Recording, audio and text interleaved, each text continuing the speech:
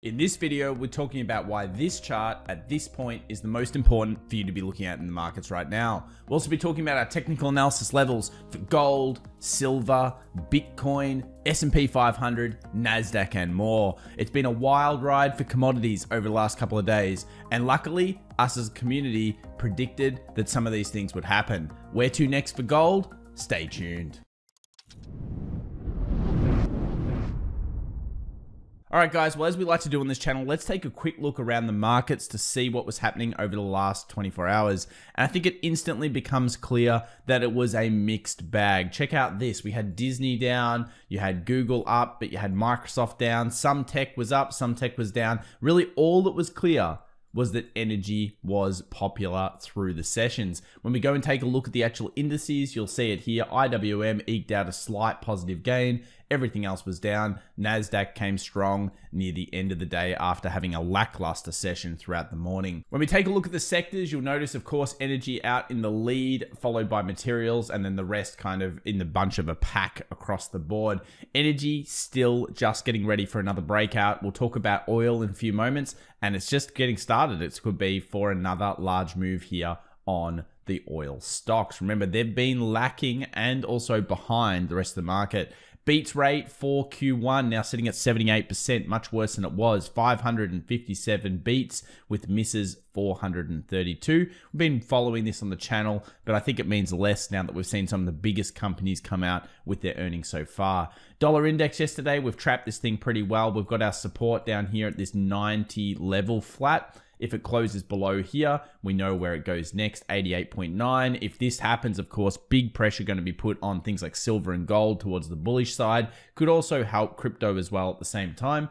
And 98.5 remains our resistance side. If you got dollar index bullish past this point, it would quickly reprice up to here. And at the same time, you would see pressure being put on the markets, I would think. So unless dollar index holds here, it could be that the stock markets are about to move positive again, and we'll talk about that very, very soon.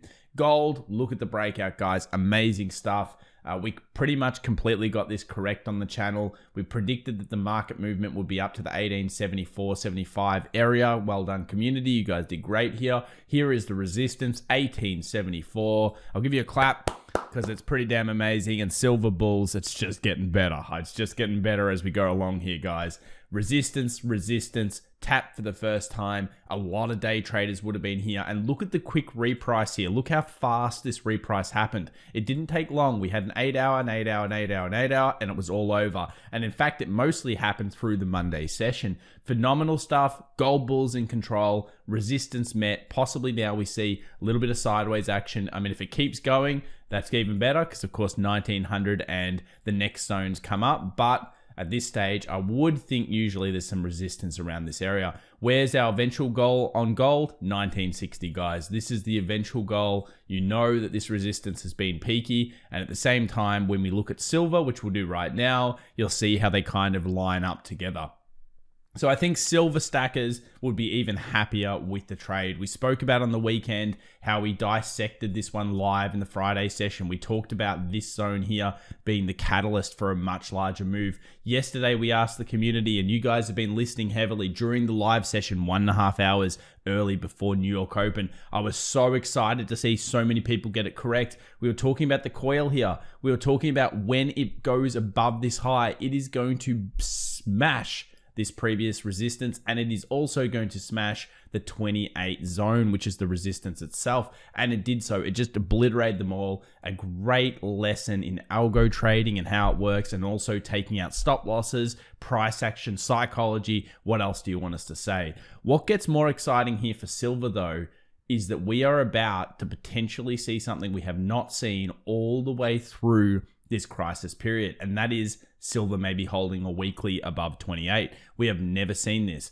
Now, we're still early days here in the week, but we know that silver likes to reprice up to 30. We also know that if silver can break through this zone of 30, it could go ballistic. It's only done so twice in the history of silver. Once back in the 75s during that amazing squeeze event with, of course, mass manipulation going on. We all know how that ended. And then, of course, back in 2011. And you know the thing about this 2010-11 thing?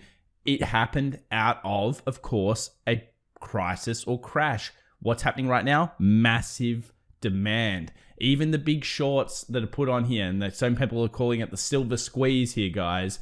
So the squeeze is coming through. Well, the thing about this is it's being held by banks. Of course, we know the silver squeeze. We know this is probably one of the most shorted things on the planet, and it's really starting to heat up. So if it gets through 30, will it go ballistic back to its previous points? Check out this.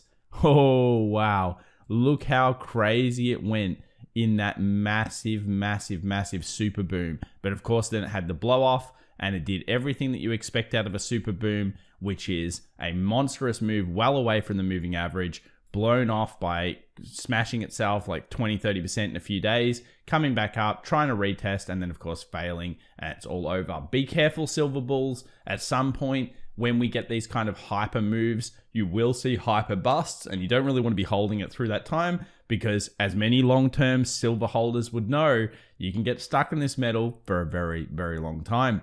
Speaking of other things, not metals, but of course, Bitcoin. Much discussion about Bitcoin recently. Of course, Elon Musk has spurred this. I'm almost sick of the conversation right now because of the amount of discussion I had on with people over the weekend. But look, Bitcoin is here to stay for now. During this cycle, I cannot see it going away. And remember, if Bitcoin fails, the rest of the coin market will decline. This is the gold standard within cryptocurrency. So we've just seen a little closure above here. Now, is that on a significant enough time frame? Let's take a look at the 8-hour time frame. Guys, what have we got here? Let's just get rid of that line. Long leg doji. What does a long leg doji signify? Indecision in the market. What does a closure above long leg doji signify? Decision made. You guys know what happens next. Then we start to put pressure on the 46.4. Then once we get through that, we start to put pressure on the 51.3. And of course, after that point, we could be moving back up heavily here for Bitcoin. I would love to see a closure above this 45,000. That would be a psychological break. It would also mean that we've made a decision and we're ready to go bullish on a significant time frame such as the 8-hour. We'll be watching this one throughout the session, and we'll of course be watching it during our live stream tonight. Let's move over to US oil. US oil putting the gears on the 66.50 zone. This is an incredibly important area. I'll show you on the daily so that you can see how important it is. No daily closures ever above 66.50 for a very, very long time. Now we scroll back in time. Why have we got 75 on here? Because I think this is one of the final moves for oil. And guys, in the comments down below, what are we looking for if oil gets up here? What is our kind of teller that maybe the oil cycle is over? I think if you look at ZOM, it's going to price up very well with ZOM's key support resistance area above. That is ExxonMobil for anyone that doesn't know. And at the same time, 75. Wow. This zone is huge resistance. I expect $100 price predictions to come out of the media at this point and us to need to disappear. Remember, black gold's great, but black gold's time is also dwindling. It's like coal. It's slow. It has its kind of big jumps and downs across the board, but realistically, nothing too good. Over the long term, it's going to slowly degrade. You may disagree with me, but that's my opinion on it. I think it's going to slowly degrade over the next coming decades in terms of price, etc., etc. Now, let's talk about Tesla, because a lot of people are talking about this one. We know that Michael Burry has some big shorts on this. We also know after yesterday's trade, long leg doji, or short leg doji, if you want to call it, indecision throughout this. Oh, sorry, this is the weekly here. But what we want to know is that this support, 560, is very, very important. We can see that the price came down to it yesterday, bounced off again. We go down to the daily. There's the doji I was going to talk about. And what I really want to do is I want to dial in on 4-hour, and then I want to dial in on a 2-hour chart, because I want to show you what I think Tesla bulls are probably looking for. They're probably trying to get some kind of smaller double bottom into play. Here we've got the supports. There we've got the resistances, 592. And of course, we're looking for a closure above this point with a further movement on. That's what we're looking for. Double bottom play here would be excellent. And then of course, further movement on is the next step. Now, closure underneath 561. We've talked about this before. I think that will probably expose 500,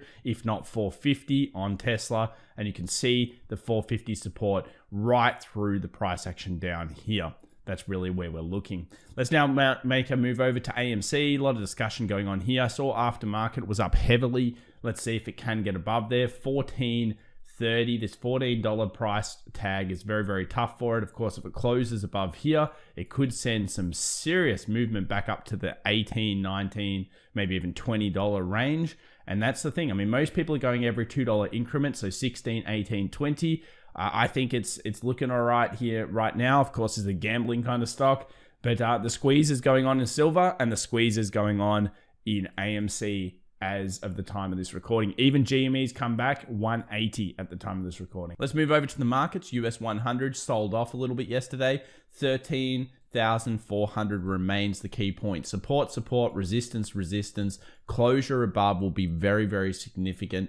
And once we get that, then we know the bulls are back in control of this market. Correction is over, at least from what we're looking at. Some people will be looking at this and saying, oh, in the smaller time frames, inverse head and shoulders. It just points time and time again to why this is such an important zone. We'll be continuing to watch this. We didn't get direction yesterday because it fully recouped back up. But if we get closure below 13.2, that's going to signal further selling, I think all the way to 13,000, if not 12.7. And then after that, of course, closure above 13.4, that's going to signal some serious bullish momentum. If we go over to the QQQ, you can see the exact same levels here. It's all about this 3, 2, 6 kind of zone. We get a closure above that, same thing. The real market and the futures market, very, very similar. You'll even see it on the 2 hour here. Look at the 200 and the 50 exponential moving average. They're basically right on the same level. Imagine if you get price closing above that point, making a new high. We've got trough, we've got peak, we've got higher trough. We talk about it all the time. This is the sequence. This causes the bulls to be back in control and therefore correction to be over for now, at least the way we look at on the charts. US 500 doing its thing in the middle, came down yesterday, didn't quite hit 41.20, but it did go down to about 41.42, bounced a little bit near the close of the day. You can see the futures trading right now, 41.73. Again, closure above 41.84 is going to signal further bullish pressure, but I think the Nasdaq has more room to play than this market in terms of gains, etc., etc., etc. Move over to the Russell 2000, nothing much, looks the same thing, hey? That's why we do our analysis on the major indices, the S&P and the Nasdaq, and we try to really figure out what's going on there. And then we can bring that trade usually into the Russell, into the S&P, into any other market indice, because what happens is those ones drive the market. They drive everything else. And then you end up, if you want to do this one, usually you get kind of a larger move because, of course, it's smaller cap companies. They move more aggressively both ways. Hopefully everyone's doing well out there right now, and hopefully you've been enjoying the videos. If you do, remember to subscribe, smash that like button, guys, and we'll see you 1.5 hours before New York Open. I'm super keen to talk about these commodities. It's all heating up right now in the markets. Bye for now.